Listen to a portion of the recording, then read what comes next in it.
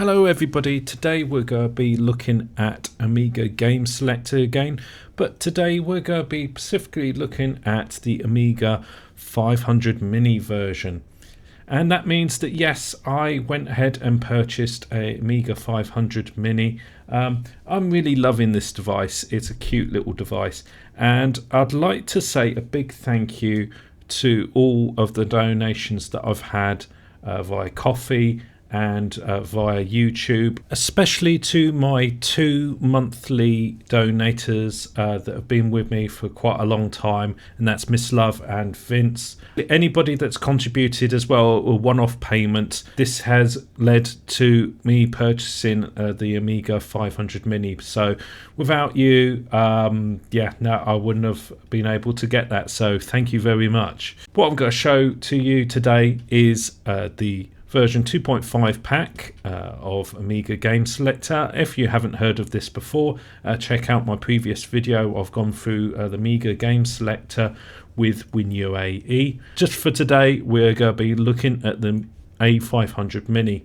And don't worry, another video is going to be coming up where I am going to be doing an actual review of the A500 Mini in 2024 and what it's like today. Let's carry on with Amiga Game Selector. So I'm on the main page, we go to downloads, and then as before I recommend that you go to HTTP link, click on that, and then you've got the Turin FTP server.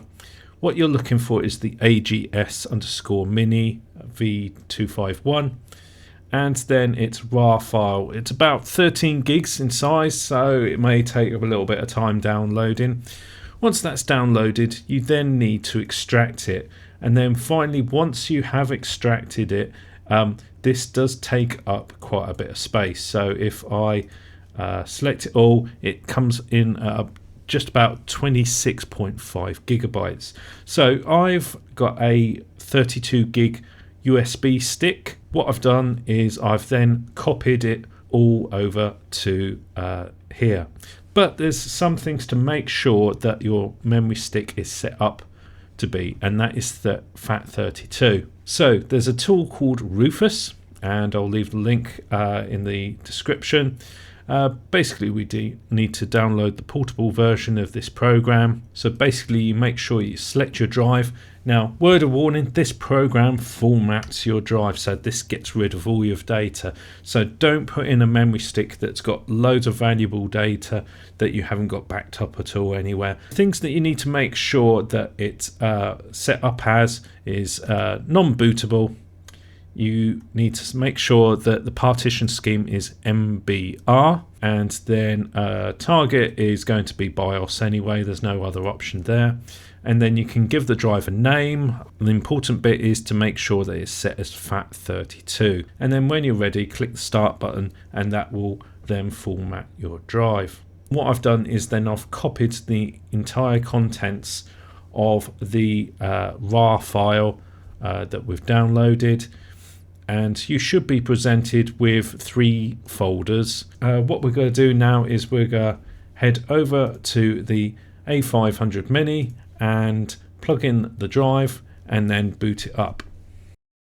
So I've plugged in the memory stick and then switched on the Amiga 500 Mini, and we're presented with the main screen. So we've got our 26 games. If we go to the USB media access, it's a picture of a memory stick, press A, and then we can see that folder structure that we saw earlier.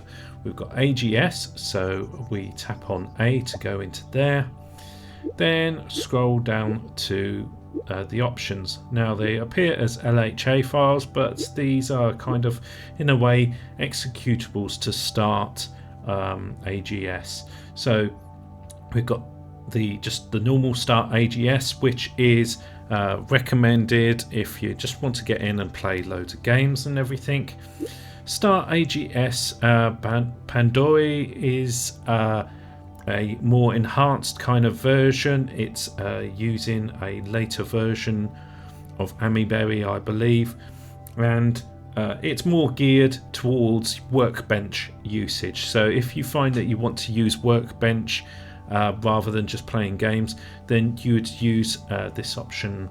So if we go to start AGS, if we click on select, and then you'll see at the bottom it's got some options. We've got menu, we've got game settings, and then we've got home to start the game.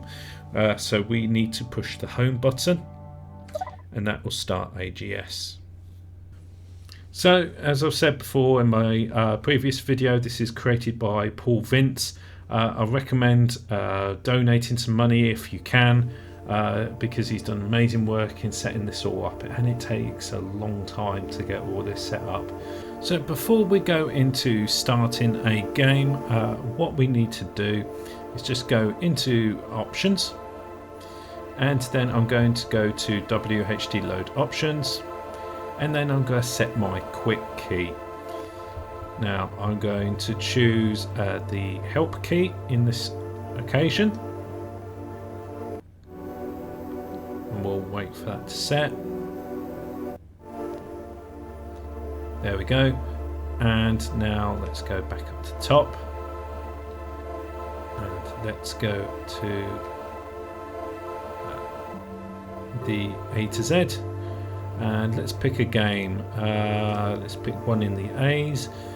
So in the original pack we got Alien Breed SE, the special edition, but maybe we want Alien Breed 2, the AGA version. Well, we can choose that. There's so many games in this set.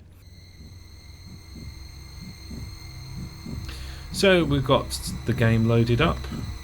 Let's tap into that and wait for that to load.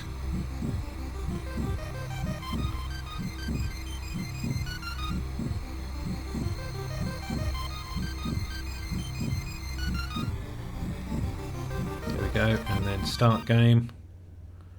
Wait for it to load.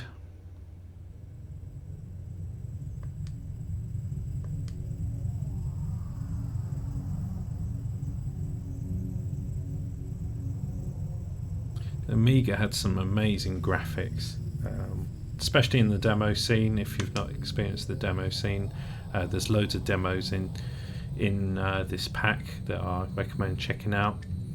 So here we go, we're playing the game, and yeah, so it gives us the ability to play like thousands upon thousands of Amiga games, all on the Amiga 500 Mini.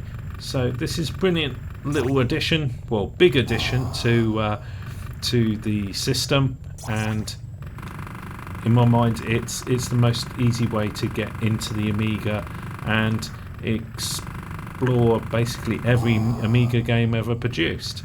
And it's showing off basically how bad I am at this game at the moment. So say for example we want to get out of this game. What do? Well, I press the menu button, that brings up the little keyboard, and the reason why I chose the help key is because it's in the bottom right hand corner. I push that, and then there we go, we quit out the game. I push the menu key again, it hides away that virtual keyboard, and then we can go on and we can play another game. Say for example if you want to run Monkey Island 2, which required a mouse, then yes, the USB mouse still works and everything. So how do we get out of this interface and then back into the original system of the A500 Mini? Well, that's easy. You just push on the power button around the back of the device for a couple of seconds, and then it'll quit out. There we go, and we're back into the normal menu. So what if we want to run Workbench and explore more of the traditional look of the Amiga? Well, if we go into the memory stick again and we go to the AGS, instead of choosing AGS on its own, we'll choose AGS pandory. Pandory is a different emulator that I believe is based on Amiberry, and is more kind of efficient and has more features, and basically you get better Workbench performance out of it. So if we go into that and then we choose home to start up the game, we'll wait for this to boot up. It may take a little bit longer to boot up, but we'll just be patient with it. If you do find that it crashes and it just stays on that black screen, then yeah, you may need to just power down the A500 Mini again and just try again. But if I press F12 on the keyboard that I've now got plugged in to the Amiga 500 Mini, you'll see that yep, we are using AGS in the background now. So I can press escape and then this goes back into the Workbench environment that we've got.